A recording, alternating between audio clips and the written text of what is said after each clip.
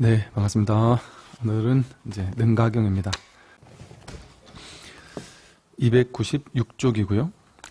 대해여 시작 없는 헛된 악습에 훈습된 것을 장식이라고 한다. 이 장식에서 나라는 생각을 일으키는 제7식을 내고 무명이 머무는 것이다. 비유하면 큰 바다에 파도가 있는 것과 같아서 그 채는 항상 계속되어 끊이지 않는다. 만일 열애장에 장식이 없으면 곧 생사가 없다. 열애장 장식의 본 성품은 청정하지만 객진으로 물들어져 부정하게 된 것이다. 열애장의 장식은 부처님의 경계이므로 너희와 같은 비구와 청정한 지혜의 보살들이 행할 바요 외도와 소승이 행할 바가 아니니라. 이제 여기서 말하는 장식이라는 것은 그 업의 종자를 저장하는 식이다. 이렇게 해서 아리아식이라고 불립니다.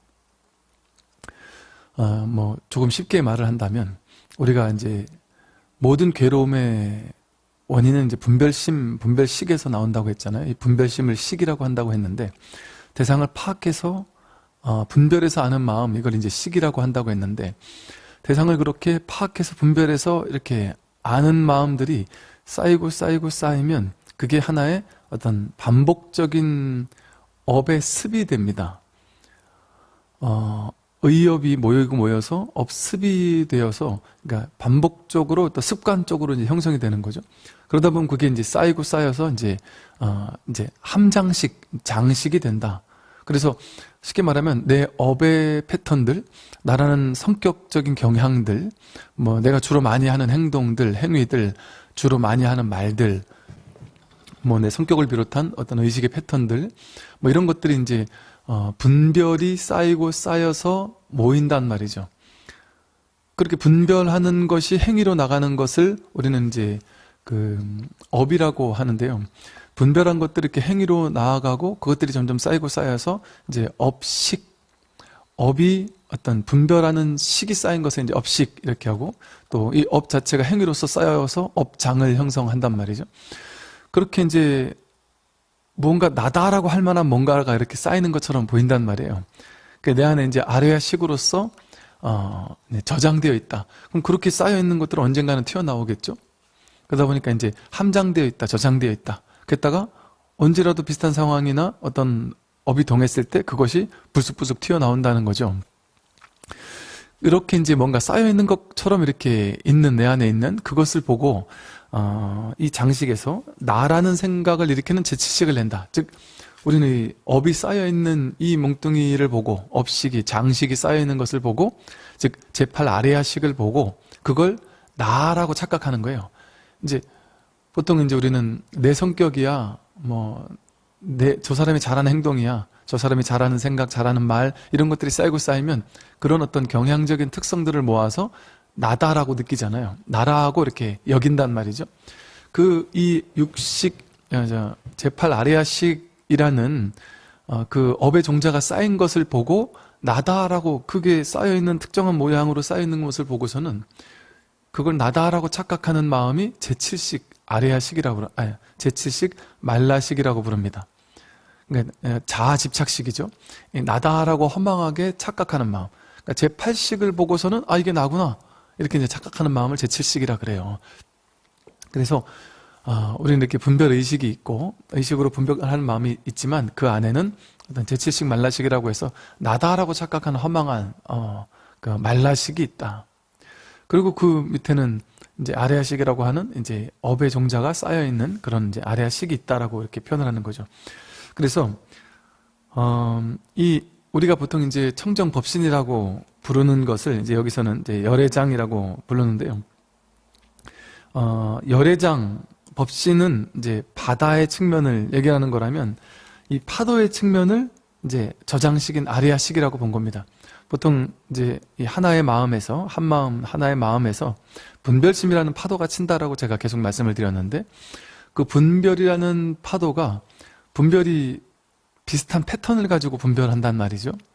그래서 그게 쌓이고 쌓인단 말이죠. 비슷한 패턴으로 분별하는 게 쌓이고 쌓이는 것, 그게 이제 70, 80으로 굳어진단 말이죠. 그래서 좀 우리 겉 표면 의식이라고 한다면 이건 조금 심층 의식이라고도 할 수 있겠죠. 쌓여있는 장식, 심층 의식 같은.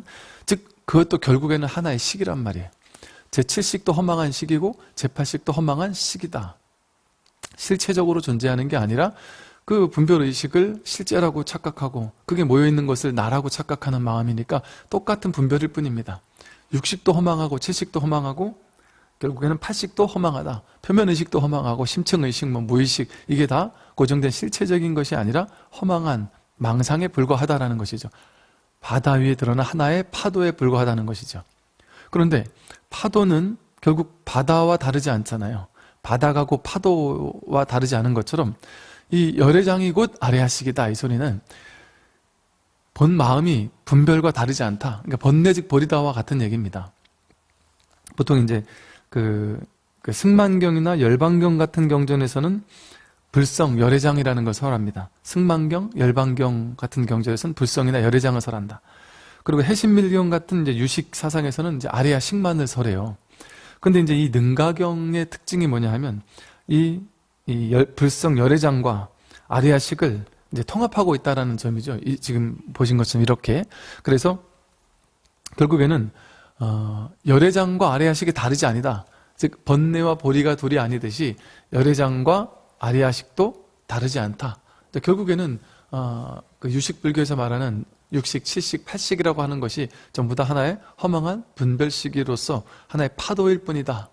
그러니까 그 하나의 파도는 결국에 하나의 바다와 같다 해서 열애장이다라고 이렇게 설명을 하는 겁니다. 네, 다음은 298쪽이고요. 사문과 바라문이 모든 법을 살필 때 자기 성품에 미혹하여 허공에 구름 같고 빙빙 도는 불 수레바퀴와 같고 신기루 같고 환과 같고 불꽃 같고 물속에 비친 달 같고 꿈 같아서 자기 마음을 떠나지 않은 것인데 무시일의 허망한 견해 때문에 일체법이 밖에 있다고 한다. 네. 모든 법을 살필 때 우리 성품에 미혹해서 이 허공에 구름 같고 신기루 같고 환과 같고 물속에 비친 달 같고 즉 허망한 것인데 그것을 실제 내 바깥에 실제하는 거라고 이제 착각한다는 거죠. 그래서 여기 이렇게 경전에 이렇게 나오죠. 자기 마음을 떠나지 않은 것인데 무실의 허망한 견해 때문에 일체법이 밖에 있다라고 여긴다.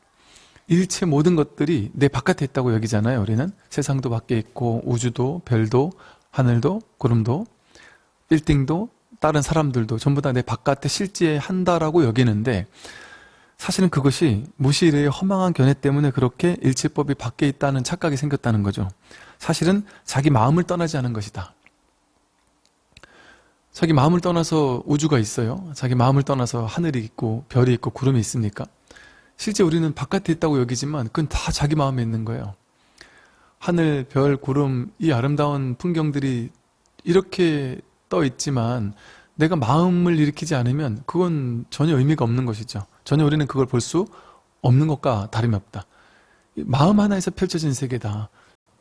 일체유심조라는 말처럼 이 허공성과도 같은 이 마음 위에 이 온 우주 전체가 이렇게 드러나는 것일 뿐이지 내가 이렇게 드러나 있는 원래 존재하고 있는 이 세상에 내가 왔다 가는 것이 아니다. 내 마음 위에 이 세상이 인연따라 왔다 가는 것일 뿐이다. 이 몸을 나라고 착각했을 때만 나는 이게 나구나. 이러니까 이제 이 세상이라는 곳에 이 몸이 왔다 간다고 착각하죠. 이 몸은 내가 아닙니다. 진정한 나는 본 마음이 바로 나의 청정한 자성 청정심이 바로 나의 본래 마음이다. 그래서 이 마음 하나밖에 없는데 이 마음을 떠나지 않았는데 우리는 무시래로 가져왔던 허망한 견해 때문에 일체 세상 모든 것들이 밖에 있다고 착각한다. 이렇게 제가 자주 하던 얘기죠. 근데 이렇게 경전에 이렇게 나옵니다. 열애장의 자성 청정함을 전해서 그 32상으로 일체 중생의 몸속으로 들어간다. 열애와 일체 중생이 평등해서 둘이 아니다. 이 말은 열애장의 그 자성 청정함이 전해져서 무수히 많은 상으로, 여기는 32상이라고 했지만 무수히 많은 상으로 변화해서 일체 중생으로 이게 변화되었다 하는 소리죠. 즉 일체 중생이라고 우리가 느끼는 모든 것은 사실은 일체 중생이 아니라 열애장, 자성청정심. 본래 마음 하나가 그렇게 모양으로 드러난 것일 뿐이라는 거예요. 이게 굴러서 전해가지고 이상 저상 이 모양 저 모양으로 놔둔 것뿐이다. 그러니까 우리는 하늘, 바다, 구름, 나무, 벽, 빌딩, 사람, 곤충, 동물 이 모든 것들이 다 다른 존재라고 느끼지만 사실은 이 하나의 자성청정심, 하나의 열애장, 하나의 법이 그 모든 것을 이렇게 인연 따라 놔둔 것일 뿐이지 따로따로 존재하는 것은 없다라는 것이죠. 그러니까 열애와 일체중생이 평등해서 둘이 아닌 겁니다.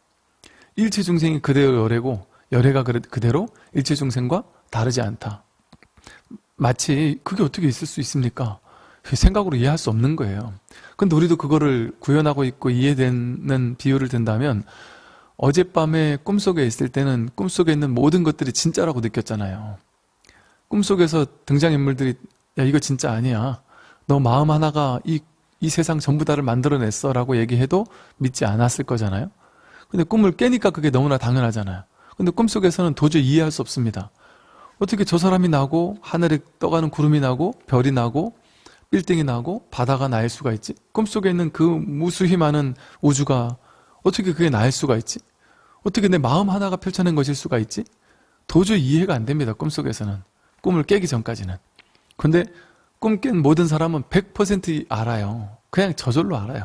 의심하지도 않아요. 어젯밤 꿈이 진짜가 아니라는 사실을. 그리고 그것은 마음 하나가 펼쳐냈다는 사실을. 마음 하나가 꿈속 세상을 다 만드는 거잖아요. 그것과 똑같단 말이죠. 그러니까 이것을 머리로 이해하려고 하면 머리로 이해될 수가 없다. 이게 어떻게 전체가 통으로 하나라는 사실을 어떻게 머리로 이해할 수 있겠습니까? 머리는 분별하는 것밖에 할 줄 모르거든요. 그게 이제 분별의 특징입니다. 우리가 알고 있는 머리, 분별의 특징은. 그러니까 이 분별심으로 이게 통으로 하나라는 게 아니에요. 분별심으로는 통으로 하나일 수가 없어요. 무분별심, 그래서 무분별심이라는 표현을 쓴다. 분별하지 않을 때 이것이 통으로 하나인 거예요. 진실한 이치는 오직 마음뿐 경계는 없느니라. 이렇게 나와 있죠. 진실한 이치는 오직 마음 하나뿐 경계는 없다. 아까 말씀드린 꿈과 같아요. 오로지 마음 하나가 그냥 꿈이라는 허망한 세계를 연기시킨 것뿐이지 그냥 마음 하나예요. 실제 경계가 아니에요. 실제 바깥 대상이 아닙니다. 바깥 우주가 아닙니다. 이게 이제 이 삼계 유심이니 유식 무경이니 하는 말로 표현되는 것이죠. 대해요. 만약 경계가 환과 같아 자기 마음에서 나타나는 것임을 알면 곧 삼계의 괴로움과 무지와 애욕의 업이 소멸한다. 만약 경계가 일체 모든 경계가 환영과 같아서 어젯밤 꿈속에 등장했던 것처럼 환과 같아서 이 마음 하나에서 나타나는 것이다라는 사실을 알면 삼계의 이 세상 전체의 이 세상의 괴로움과 어리석은 무지와 애욕 이런 모든 업이 다 소멸한다. 당연하죠. 우리는 이 세상을 진짜라고 여기니까 이 세상 모든 게 실제한다고 여기니까 나도 실제하고 세상도 실제한다. 너도 실제한다. 내가 가진 소유 돈도 실제한다. 라고 여기니까 남들보다 더 많이 벌려는 애욕이 생기게 되고 저 사람을 내 사람으로 만들고 싶은 애욕이 생기게 되고 또 이게 실제라고 여기는 허망한 무명, 어리석음이 생기게 되고 또 수많은 괴로움이 생겨요. 이 몸이 나라고 여기니까 이 우주 전체가 하나의 마음이라는 거, 그래서 본래 불생불멸이라는 사실을 모르면 이 몸이 늙고 병들고 죽을 때 괴롭거든요. 병이 났다라고 뭐 큰 병에 걸렸다라고 하면 괴롭고 남들이 나를 욕하면 괴롭고 이게 그냥 한 마음이라고 한 마음 하나가 나툰 것이라는 사실을 알면 남들이 나를 욕해도 그게 다 꿈속 일 아니겠어요? 그게 다 마음 하나의 일 아니겠어요? 그러니까 욕을 하든 내가 회사가 무너지든 퇴사를 하든 돈이 생기든 생기지 않든 이게 다 마음 하나의 일이라면 여기 무슨 괴로움이 생기겠습니까? 내가 늙고 병들고 죽는다 할지라도 그것이 무슨 괴로움이 될 수가 있겠어요? 그러니 그게 바로 지혜다. 그러니 무명이 없는 것이고 또 애욕의 업이 저절로 소멸하죠. 열애장은 청정상이지만 열애장은 청정하지만 청정한 모양이지만 모양 없는 모양이지만 객진 번뇌에 오염되어 이 객진 번뇌에 오염되어 부정한 것이 때 묻은 옷 속에 있는 것과 같다. 즉 우리의 본래 청정상, 우리의 본래 마음은 열애장이라서 청정하다. 청정한 마음이다. 그런데 객진 번뇌에 오염되었다. 이게 이제 번뇌 망상을 이제 객진 번뇌라고 하거든요. 이제 주인이 아니라 객이라는 거죠. 객으로서 온 티끌 번뇌라는 겁니다. 내가 가지고 있는 모든 번뇌 망상, 괴로움, 애욕, 집착심, 두려움, 불안감, 초조, 불안장애, 공황장애, 병, 이 모든 것들이 전부 다 객진번뇌, 즉 왔다 가는 거라는 거예요. 왔다 가는 것. 모든 번뇌망상은 전부 다 왔다 가는 거예요. 그건 실제가 아닙니다. 번뇌가 있을 때 있다라는 걸 알고 번뇌가 없을 때 없다라는 걸 알죠? 번뇌가 왔을 때 왔다는 걸 알고 갔을 때 갔다는 걸 압니다.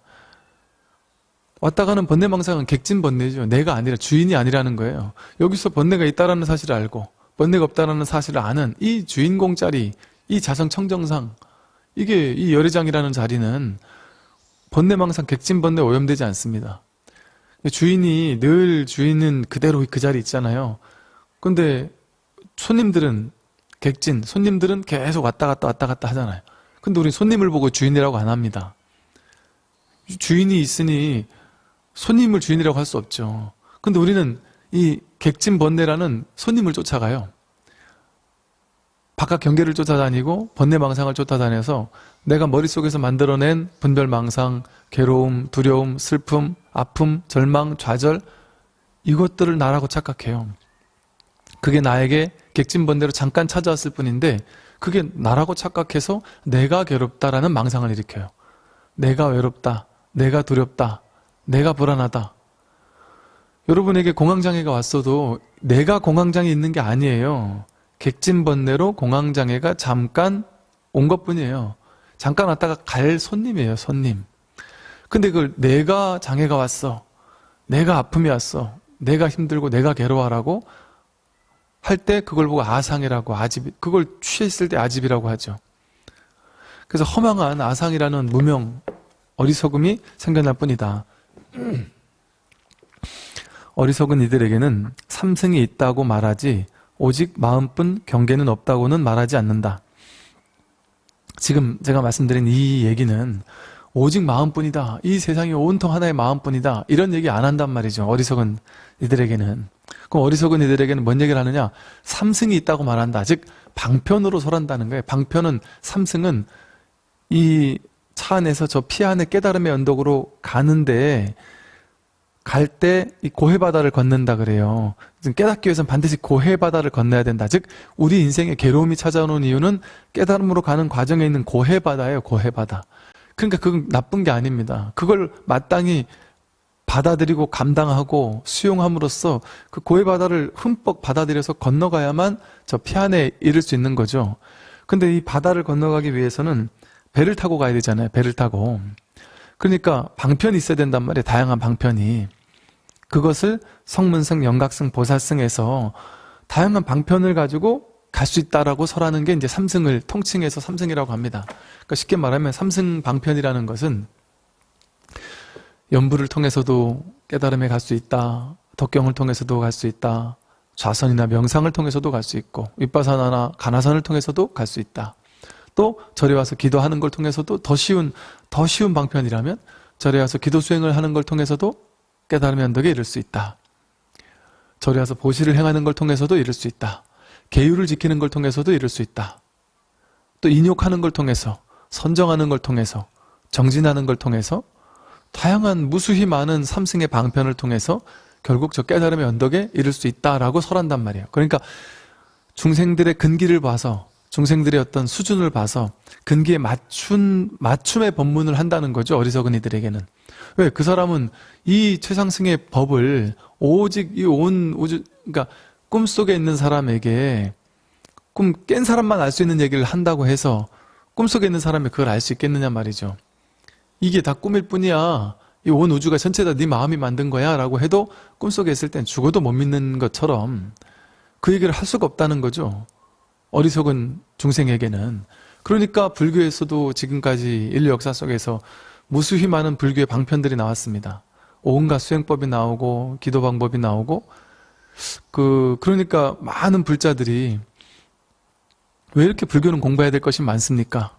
또 왜 이렇게 불교는 복잡해서 이 절에 가면 이게 맞다고 하고 저 절에 가면 저게 맞다고 하고 그게 너무 복잡해서 절을 10군데 가면 10군데 다 다르게 얘기하기도 한다. 어떻게 이럴 수가 있습니까? 라고 하는 분도 계시고요. 또 심지어는 그냥 기복적인 불교만을 알아왔던 사람이 이 마음 공부를 탁 접하고 나서 막 화가 난다고 말하시는 분도 계세요. 너무 화가 난다. 내가 지금까지 20년, 30년을 그 기복적인 불교가 진짜라고 느끼면서 살아왔는데 그 누구도, 그 어떤 스님도 나에게 이 마음 공부를, 이 법의 실상을 얘기해 주지 않았다.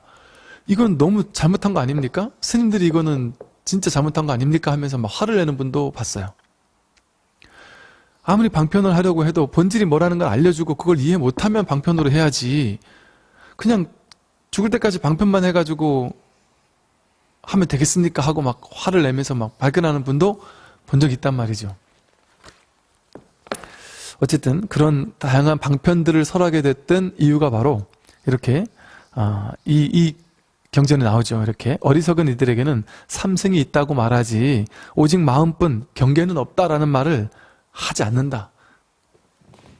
오직 마음뿐 이 세상이 없다, 이 경계가 없다라고 말하면 믿으시겠습니까?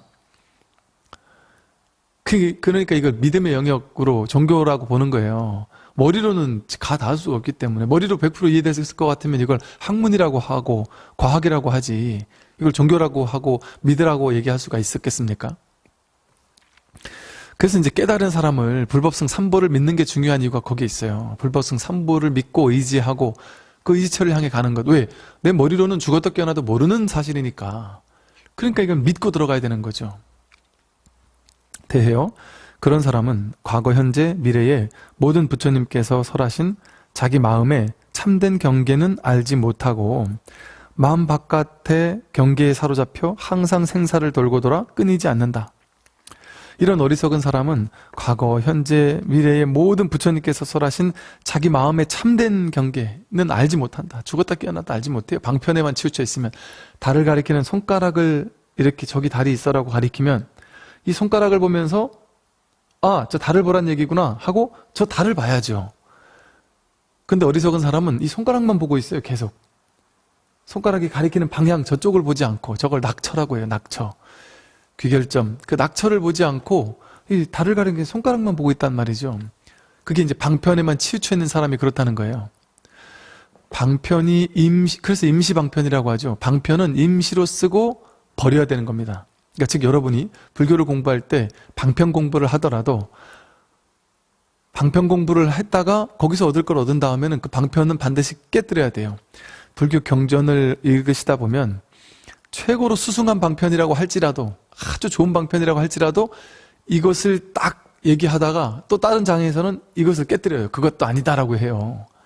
불교 경전 보면 그래서 어렵다 그래요. 이것이다라고 했다 그게 아니라고 하고 이렇게 해라 했다가도 거기도 집착하면 안 된다고 하고 입하자재라고 해서 세웠다가 깨뜨렸다 하는 걸 자유자재로 하는 게 바른 선지식의 역할입니다.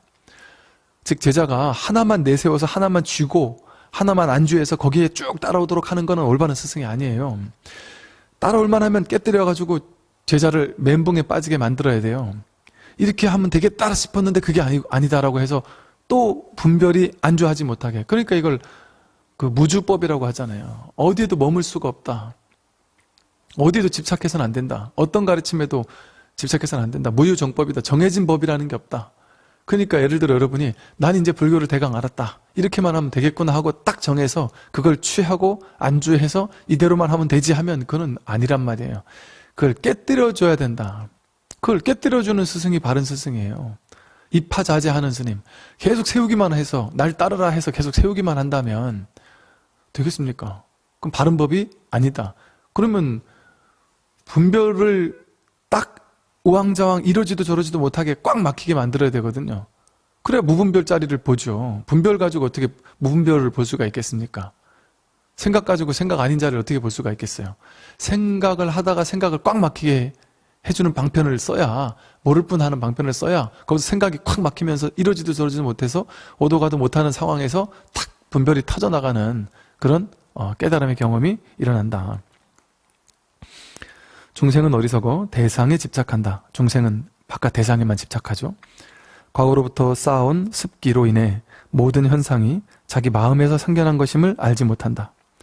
과거로부터 쌓아온 습기, 이 몸이 나다라는 이 생각, 느낌, 감정, 의지, 의식이 나다라는 생각, 오온이 나라는 생각, 그 반복되면서 이게 나라고 생각해서 내 돈을 모았고 내 명예, 내 권력, 내 지위, 내 아버지, 내 어머니, 내 사랑하는 사람, 내 거 하면서 내 거라는 걸 계속 쥐고 지금까지 살아온 게 오랜 습기로, 오랜 업습으로 꽉 쌓여있단 말이에요. 과거로부터 쌓아온 습기가 쌓여 있어서 모든 현상이, 이 일체 모든 현상이 자기 마음에서 생겨났다는 것을 알지 못한다.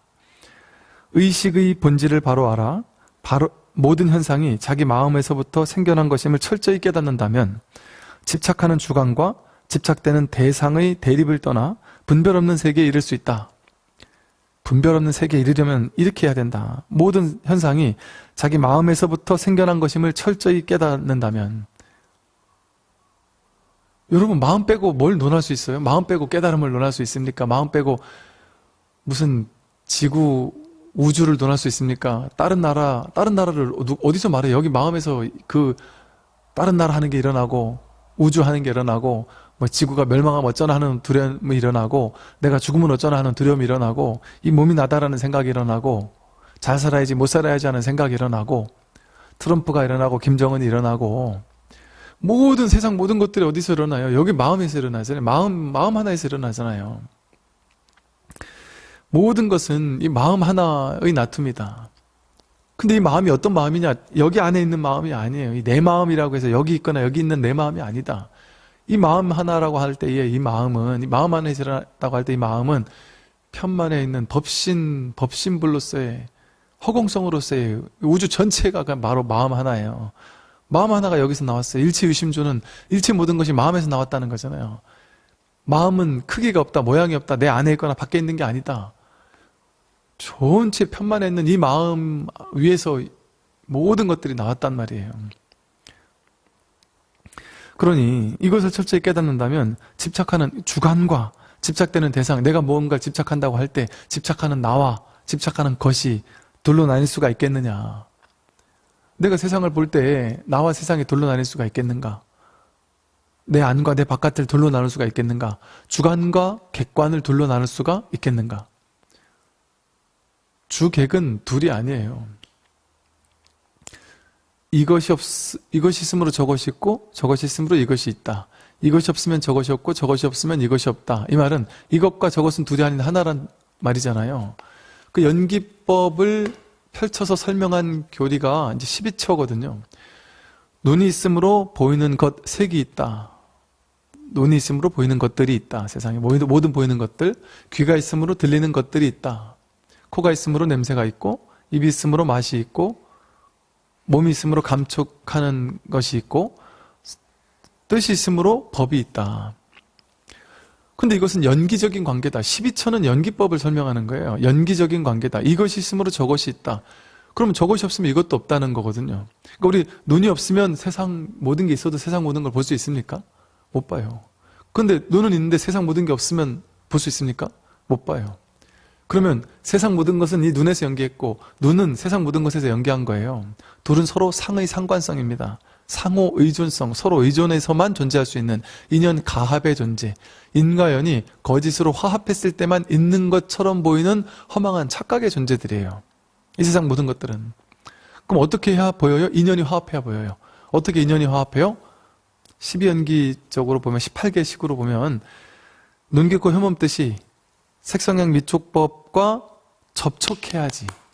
접촉해야지만 거기서 보는 데 따른 분별의식이 일어나고 듣고 분별하는 의식이 일어나고 이게 뭐구나 하고 아는 의식이 일어나고 그런 식으로 된단 말이죠. 이걸 12연기에서는 무명행식, 식, 명색, 유깁, 촉이라고 했어요.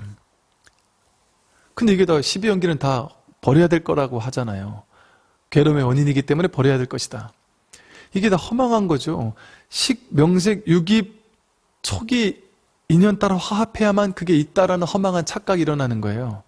12연기는 생노사라고 하는 생겨나는 모든 것들, 그 생겨났다가 사라지는 모든 것들, 그 모든 것들이 어떻게 생겨났는지를 설하는 가르침입니다. 어떻게 설했느냐? 눈과 바깥에 보이는 것이 접촉함으로써 이게 있다라는 허망한 착각이 일어난다. 그 분별식은 그렇게 해서 일어나는 거예요. 그러니까 이게 연기적으로 화합해야지만 일어나는 거예요. 그러면 이것이 없으면 저것이 없는 관계니까 그것은 서로 나와 세상은 눈과 보이는 것은, 보는 것과 보이는 것은 둘입니까? 둘로 나뉜 걸까요? 둘이라고 할 수 없죠. 이것과 저것은 하나예요. 불이법입니다. 연기법을 곧 불이법이라 그래요. 이것이 있으므로 저것이 있고 저것이 없으면 이것도 없다니까 이것이 없으면 저것도 없는 거 아니에요? 저것이 있어야 이것도 있는 거 아니에요? 그럼 이게 둘이겠습니까? 하나죠, 하나. 그러니까 연기법이 바로 불이법입니다. 주객 합일, 주객은 둘로 나뉘는 것이 아닙니다. 나와 세상은 둘이 아니에요. 나와 우주는 둘이 아니에요. 교리적으로 설명하면 이렇다는 거예요. 이처럼 나와 세상이 둘이 아니니까 그냥 오로지 하나밖에 없죠. 그 하나를 법이니 불성이니 자성이니 본래 면목이니 열애장이니 자성청정심이니 이런 말로 표현했을 뿐이에요. 근데 그 또한 말이에요. 그 또한 말이지 하나라는 뭐가 또 따로 있는 것도 아니다. 세존이시여, 어떻게 일체 중생이 현실에서 자기 마음의 흐름을 청정하게 합니까? 점차로 청정하게 되는가요? 아니면 단번에 청정하게 되는가요? 부처님께서 말씀하셨다. 대해요. 점차로 청정하여지지 단번에 되는 것이 아니다. 나무 열매가 점점 익고 단번에 익지 않는 것처럼 현실적으로는 일체 중생의 마음의 흐름도 그와 같다. 점차로 청정하게 되는 것이지 단번에 청정하게 되지는 않는다. 현실적으로는 그렇다는 거예요. 도공이 그릇을 만들 때 조금씩 만들어지는 것이지 단박에 완성되지 않듯이 중생의 마음의 청정함도 그와 같이 점차로 흘러서 되는 것이지 단번에 되지는 않는다. 비유하면 땅 위에 초목이 피어날 때 점차로 생기지 단번에 나지 않는 것과도 같다. 모든 부처님께서 중생의 마음의 흐름을 청정하게 하심도 그처럼 점차로 되는 것이지 단번에 되지는 않는다. 대해여, 비유하면 사람이 음악과 글과 그림 등 갖가지 기술을 배울 때도 점차로 되지 단번에 이루어지지 않듯이 모든 부처님께서 중생의 마음의 흐름을 청정하게 하시는 것도 그처럼 점차로 되는 것이지 단번에 되지는 않는다. 이것은요, 쉽게 말해서 우리 이제 도노 점수니 도노 돈수라는 말을 합니다. 근데 이제 이게 도노 돈수냐 도노 점수냐의 논쟁이 있는데 도노에 대해서는 문제가 없어요. 그 뒤에가 점수냐 아니면 돈수냐라는 것 가지고 이제 논쟁이 되죠. 근데 여기서는 도노 점수라는 설명을 하고 있는 건 점수적인 부분을 지금 설명하고 있는 부분입니다. 깨닫는다라는 것은 문득 자성을 확인하는 거예요. 도노예요. 그러나 점수는 즉 점수라는 건 뭐냐 하면 문득 세상이 온통 마음 하나구나라는 사실을 깨달았다 할지라도 자기 성품을 확인했다 할지라도 자동차가 100km로 달리던 자동차가 브레이크 밟는다고 바로 그 자리에서 팍 쓰지 않잖아요. 자전거가 달려가다가 브레이크 잡는다고 그 자리에 딱 쓰지 않는 것처럼 관성이라는 게 있단 말이에요. 우리도 업의 관성이 있습니다. 오랜 세월 동안 업을 지었고 업은 비슷한 패턴이 반복돼요. 습관으로 반복돼서 나도 모르게 그 업 습관적으로 굳어져서 나와요. 나도 모르게 습이 돼버려요. 그래서 이게 나중에 이제 삶에 어떤 장애를 가져올 때 업장이라는 표현을 쓰기도 한단 말이죠. 근데 이처럼 업이라는 것은 단박에 없어질 수가 없는 거예요. 그래서 현실적으로는 이 이치상으로는 사실은 단박에 깨닫는다. 그래서 이직 도노나 사비돈제라는 말처럼 이치적으로는 뭘로 깨닫는 것이지만 현실적으로는 여기서도 현실적으로는이라고 했잖아요. 사비돈제, 사적으로는 점차적으로 사라진다. 업을 뭘로 한 번에 다 없애는 게 아니에요. 여러분 주변에 깨달았다는 사람이 단박에 성인이 되는 사람 봤습니까? 우리는 이렇게 생각해요. 오늘 깨달으면 지금 이 시간 이후부터 갑자기 전혀 다른 사람이 될 거라고 생각해요. 그렇게 되지가 않는다는 얘기를 지금 하고 있는 것이죠. 업의 문제가 점차적으로 조복이 됩니다. 점차적으로 조복이 된다.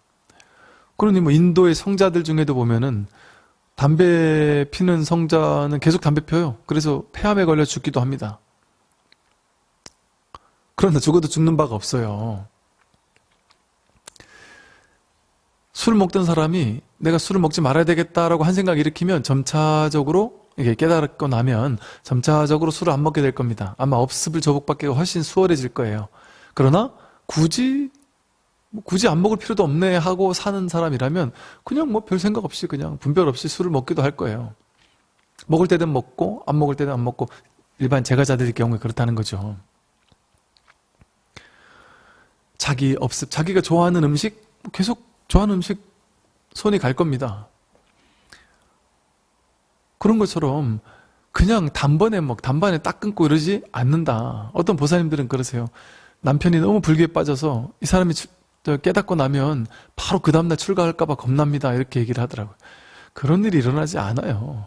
물론 만에 하나 그럴 수도 있겠지만 사람은 다르니까 그렇게 되지가 않는다. 자기 기존 하던 습, 업, 그것이 어느 정도 그대로 갑니다. 그러니까 한편으로는 걱정하지 마시고 또 한편으로는 또 그게 걱정이에요. 그러니까 꾸준히 공부를 해 나가야 되는 것이죠. 그래서 우리는 깨달았다는 사람을 이제 도노한 사람, 그러니까 일별한 사람 이런 사람을 알아볼 수 없어요. 본인이 자기 입으로 했다라면 그런갑다 그러고 말 뿐이지.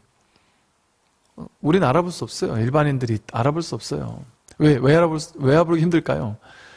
자기 습대로 살거든요. 또 그래서 도노 이후에 점수가 더 중요하다고 하는 거예요. 그 습대로 그대로 사니까 남들이 난 깨달았다 하고 큰 소리를 쳐요. 저 집에 스님들 중에도 이런 아들 보면 큰 절 본사 같은 큰 절에서 어떤 젊은 스님이 깨달았다고 막 난리법석을 치면 큰 스님들이 그냥 야 냅둬라 금방 잠잠해질 거다, 다시 꼬리 푹 내릴 거다 하고 내버려 둔단 말이에요.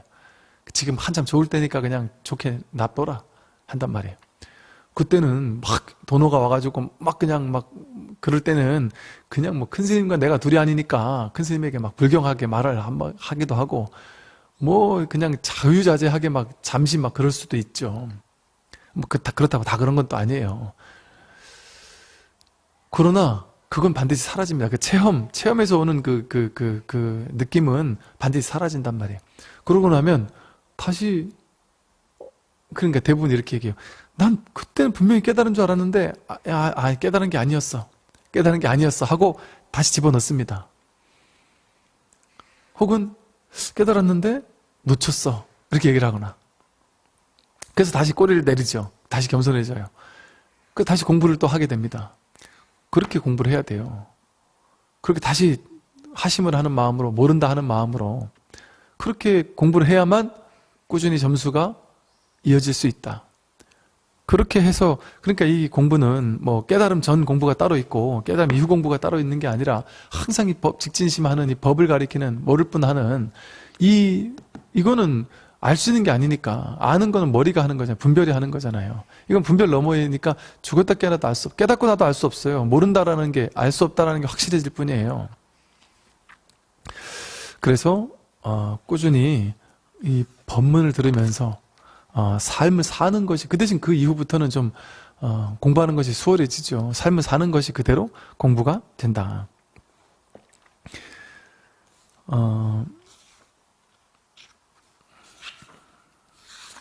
예, 오늘은 여기까지 하고 다음에 1시간 정도 더 해야 될 것 같습니다. 오늘 여기까지 하겠습니다. 네, 선물하십시오.